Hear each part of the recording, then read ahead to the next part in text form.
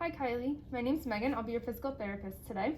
So today we're going to go over some medical history and some tests in regards to your wound here. Are you okay with that? Yes. Okay. So first starting with some history, has this injury affected your ability to do schoolwork since you're right hand dominant? Yes. Okay. Can you rate your pain 0 to 10, 10 being the worst pain imaginable, 0 being nothing? I would say about 7. 7? Okay. How did you get this injury? I was at work and I spilled a container of hot water on my arm, bringing it to the front. Did you have long sleeves on when this happened? No. Oh, good. And have you applied any creams, lotions, topicals, anything onto this wound? No. Okay. So we're just going to review your past history. Okay. I don't really see much of significance. I see you're a social drinker? Yeah. No history of smoking? No. And you had your tonsils removed at 10 years old? Correct. How would you overall describe your health?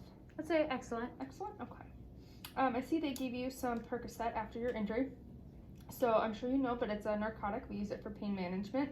And so what this can do is control pain, which can lead to a faster healing.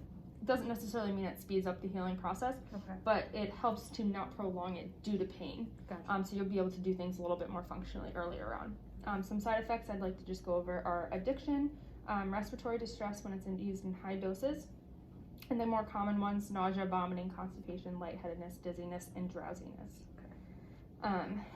So going over, let's talk about your prior level of functioning. Okay. So I see you're having some difficulties with your activities, daily living, Yeah. with only using one hand right now. Correct. Okay. Difficulty reaching overhead and sleeping. Yes, very much. Okay. And so your main complaints are pain, limited use of the right arm, Yes. inability to work and perform your volunteer work. Correct. I also see you used to be super active at the soup kitchen, Yes. enjoy running, and you work out several times a week, and now you're unable to do so. Correct. Okay. You're also a full-time graduate student, and you work part-time at the coffee shop where you were injured, Yes. and live in an apartment on the second floor with 2 of your friends? Yep. Okay. And how does all of these questions I'm asking kind of affect your healing? Luckily for you, there's no big comorbidities or past medical history that is standing out to us. The only thing is with your job you're at constant stress, Yeah. I'm sure from graduate work. Absolutely. And working at the same time, so that's going to affect your ability to sleep, constantly fatigued, and it's going to affect your ability to heal. So essentially it's going to slow down that process a little bit. Right. Which is why we use things like Percocet and other modalities to increase that healing process so that you can heal as fast as possible. Interesting. And then as well as your constant exposure to heat or Yeah. hot liquids, you're, like you said, walking with a container that's full. Yeah. As well as, even just walking with 5 coffee cups, you could still, have it burn your arm pretty good. Yeah. And you're also on your feet most of the day walking around. Okay. So now the next thing we're gonna do is something called systems review. So Okay. I'm just gonna go through a bunch of systems throughout the body. First, we're gonna start with your cardiovascular system. Okay. So I would check your heart rate, blood pressure, and capillary refill. So what we would do, so I'm just gonna pinch your nail bed. And I'm just looking to see that the color comes back very fast. And there, it looks perfect. I'm also just gonna check your pulse here and try not to touch that wound. Yeah. Okay. And that's all within normal limits. Next, we're gonna do your pulmonary functions. So your breathing. I'm just gonna keep talking to you, kind of look at your breathing, see how everything's going, as well as checking the nose for any nasal hair singeing. Okay. It's more common in like smoke inhalation, Okay. but with any type of wound or burn wound, we like to check it just to make sure. That makes sense. So we would do that. And then the next thing we do is musculoskeletal. So this is just kind of how you move, how your pain feels. So what I want you to do is bring your wrist back for me. All right, we're a little limited there. Is that painful? Yeah. Okay, what if we go down? Does that feel kind of tight? Yeah. Okay. And now what if you bring your hands together? Yeah, no. Not the same. Not, okay. And out. No. Okay, make a nice tight fist for me. It's fine. That's okay? Yeah. And what if you extend your fingers all the way? Totally Perfect. Now all I want you to do is bend your elbows. It's pretty Yeah, tight there. yeah. Well, now what if we bring them all the way out? Yeah. Still, okay. Right. And last one, can you just bring your shoulder up over your head for me? It's just Just tight. tight, you feel Yeah. that? Okay, perfect. So I would check next your triceps reflex, So I would just have you hang over the edge, and I'm just gonna give a good tap if you wanna just relax. Okay, and relax the arm. So we can also do some sensory testing. There's a few different ways we can do it. There's one with the hot and cold, which I wouldn't do on you because, you know, it's a very superficial, tender injury. But what we can do is some kind of deep and superficial touching. Okay. So we can do that later on when I'm gloved up and ready to go. And I'm just gonna kind of touch around and see where you feel things. Okay. And if you don't feel anything, just let me know. Gastrointestinal, so what are your daily eating habits? I would say pretty normal. Pretty normal? Yeah. Well-balanced diet? Yeah. Okay, so I was asked that question just to be aware of any malnutrition. Yeah. But if you're eating a well-balanced diet, that's not something we typically have to worry about. Right. And urogenital is not needed for you. So as we can see, the location of the wound is the dorsal aspect of the right arm. And it's gonna go from the dorsal aspect of the hand just below the wrist. There's nothing on the fingers or thumb. And it extends into the dorsal aspect of the forearm as well as half of the upper arm. So for measurement, we're gonna use the rule of nines. So we're gonna say that this is an overall 3.4% TBSA. And we're saying this because the entire coverage, or the entire forearm, dorsal forearm is covered in burn. And that's gonna make up 2.25% of a burn, as well as half of the upper arm is going to be 1.125%. Looking at the wound bed, we can see that it's pink in areas, it's red in other areas, as well as you can tell it's shiny, wet, it looks like tight skin, as well as multiple fluid-filled blisters. I would say that there's about 20% blisters and 80% of red, pink, moist skin. There are no other penetrating wounds or deeper structures that can be seen. There is this white line here, presumably from a hair tie or something that was covering the arm and that avoided the burn. So for the wound edges, with this kind of burn, there's no true wound edges as we've seen in others. The boundaries are the dorsum and hand, excluding the fingers, as well as the upper half of the arm. So the bicep area and above is perfectly fine. On the volar side of the hand, forearm, and arm, there are no burns, and it resembles normal skin when you compare it bilaterally, as well as that half upper arm. For the peri-wound area, around the blisters, we can see the skin looks kind of tight. Again, it's red, pink, shiny, but around the area where there's the blisters and the red, shiny skin, it is intact, normal skin. The type of exudate that we see is thin, clear, watery drainage, also known as serous fluid. This means it's not infected and exhibits the inflammatory phase of healing, which is a good thing because it contains all the proteins and we want that to heal. There is some wound exudate left when we remove the bandage and after treatment. So the amount of, because of that, I would say you have a moderate amount of wound drainage. This wound is a scald injury. As well as, so we're going to give it a grade. You may have heard 1st, 2nd, 3rd degree burns.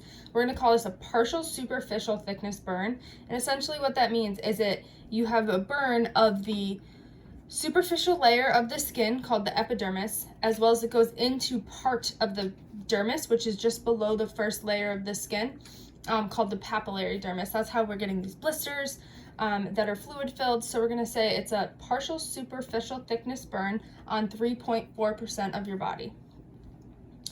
So in order to treat this wound, there's a few different things we can do. Some are going to be dressings, and another thing is what we call debridement. So with this wound, we can actually debride it, and what we would do is actually drain. So we're going to kind of pop the blisters, drain, and then clean them out to make sure that there's no risk for infection. Because we are into the dermis, there is a risk of infection that does increase when we open up those wounds.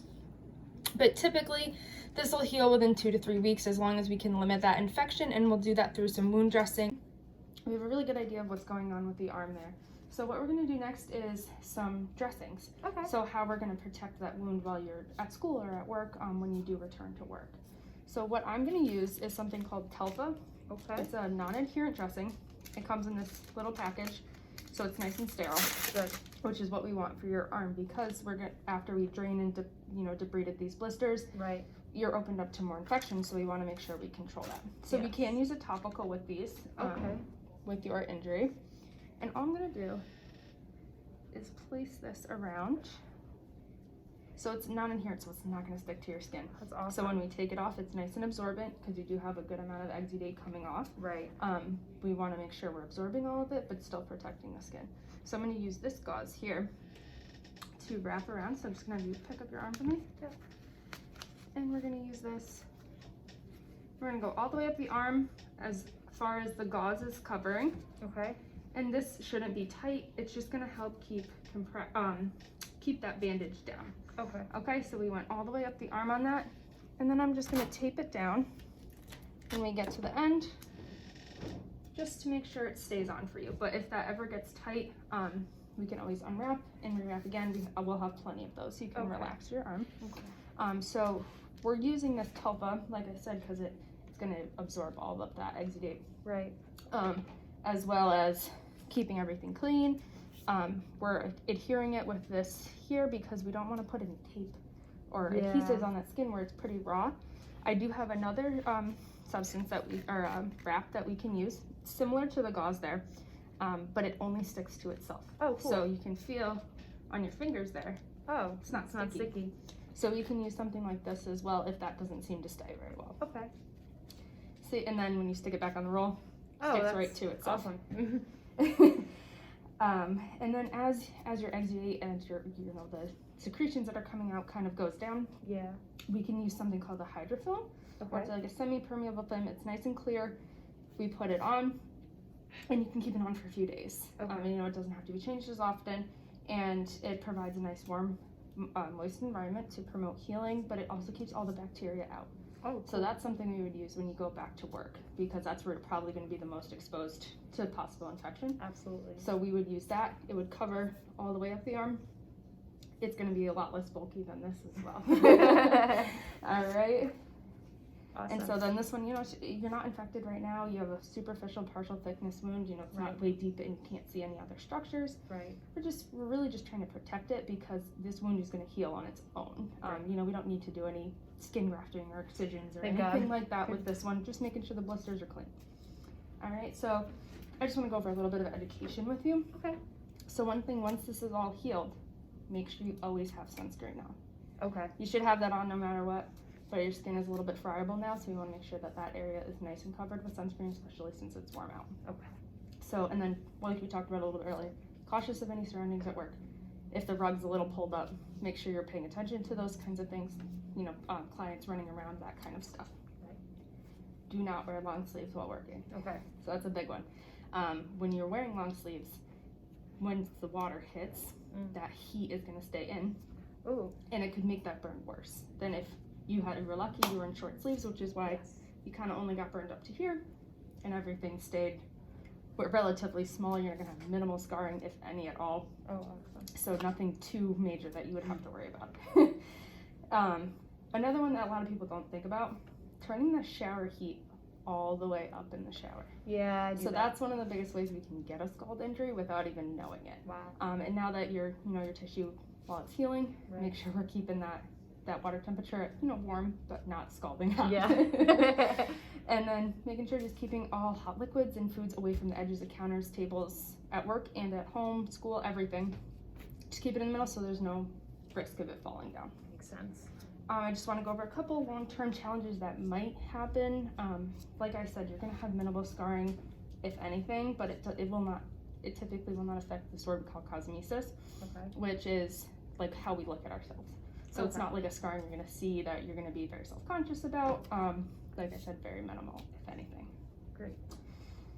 The wound is closed right now, which is great, except for, the little blisters that we took care of, but those will close pretty fast. So you will heal generally within 2 to 3 weeks, and you won't even know that it happened. Wow. Okay? Okay. And then I just want to touch on some future modalities that we can use. Like I said, those topical antimicrobials, Neosporin, that kind of stuff, keeping that on there to keep it moist and to keep it protected. As well as after this heals, if you do have some scarring, we can use vitamin E. You can get it at any store. And you just break the little capsules open, as long as you don't have an allergy, and that'll help keep the scar nice and soft and limit the appearance of it as Oh. time goes on. Awesome. Okay.